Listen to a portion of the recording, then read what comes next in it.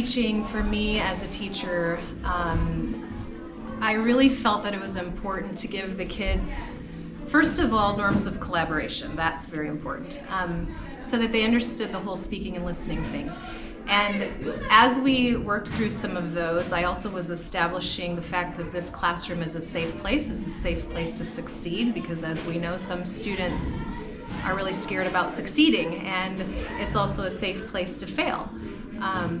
And then we began to kind of lay the groundwork for each of the 4 areas of reciprocal teaching. And many of them already knew summarizing and predicting, and so we didn't have to spend a lot of time on that. We've spent most of our time on questioning and clarifying. I gave them a basic understanding of those 4 areas, and then really kind of just threw them into it.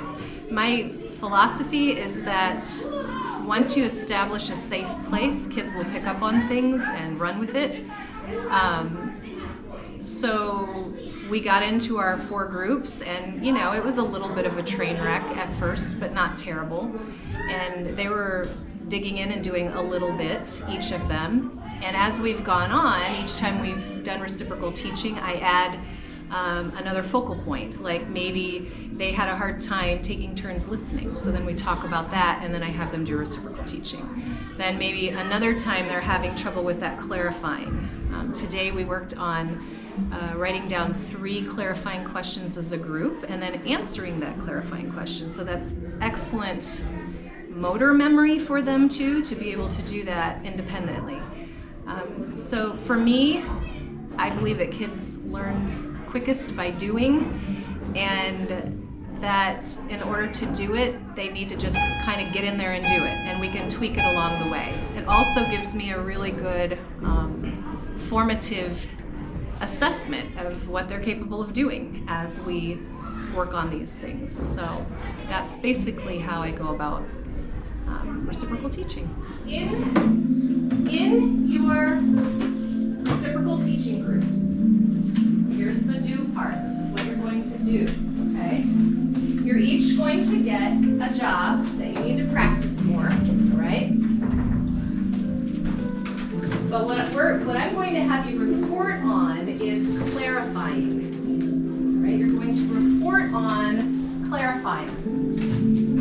We've been working on that job more because that is one of the more difficult jobs. What are some things that you can choose in a text to clarify? 1 hand, 2, 3, 4. That's neat. What's something you can clarify? What do you mean?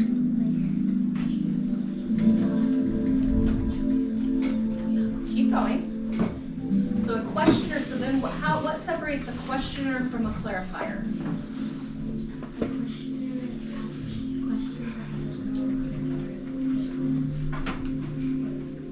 Okay, they can clarify for them. Let's keep digging deeper. Who wants to add to that? Yes, Marissa. Clarify a word. Oh, you can clarify a word that you don't know? How many people have worked at that this year? Your groups, okay, definitely. You could ask a clarifying question about a what? Word. A word. You can write that clarifying question down. What does blank mean? Okay. What's another thing that you can clarify? 3 hands? What about some of the rest of us that are not? Okay. Just get to that page. Okay. You're in the wrong one. It's supposed to be down right above the setting. Mary. There's like a sentence you don't understand the word, kind of give you an analogy to make it more sense.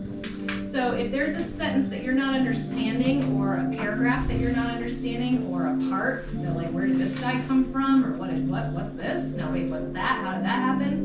That's clarifying. Okay? So questioning and clarifying, we have to be able to tell the difference between the two. Okay? Caitlin. Clarify the setting because it doesn't make Yeah. Absolutely. You think it's confusing? Tamaris. You can clarify the summarizer and the what? The summarizer when he says the summary, maybe someone doesn't understand. maybe someone is not understanding the summary, and you say, wait a second, what do you mean by this? Yeah, you can clarify each other's jobs too. On the note card that will be provided for you on the desks, you are going to write 3, how many? 3 clarifying questions that you come up with as a group. As a what? As a group. So how many questions? 3. That you come up with as a Group. Okay. Now, one of those 3 questions, you by yourself, me what? Myself. Me by myself is going to answer that clarifying question. So you will clarify it. Like all over the world. All over. Like everywhere. Yeah. Right here. It's Harry T. Roman.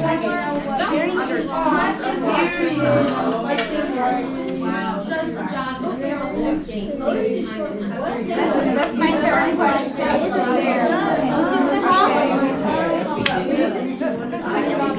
Influence the people. Because oil is passing. Yes, it's releasing oil into the ocean. I still ask. Thank you, Brooklyn, for the pizza. It's even dangerous to the earth. And then I said, yeah, that's what I just said. Okay, let me finish. Why do they need the robot if it's endangered for the animals? Because they own the robot. It actually just depends where the robot's at. But if it was on an ocean floor, that's deep down.